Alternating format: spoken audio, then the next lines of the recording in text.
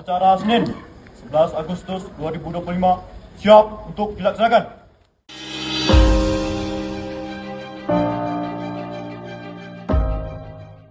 Pancasila. Satu. Ketuhanan yang Maha Esa.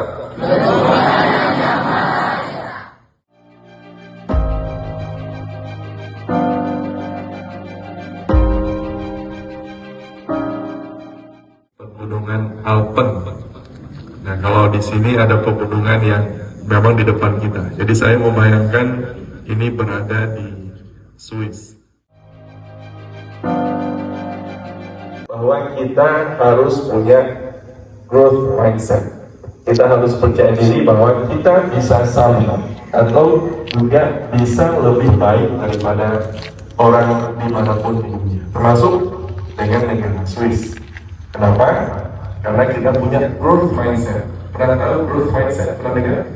Pola pikir yang bertumbuh.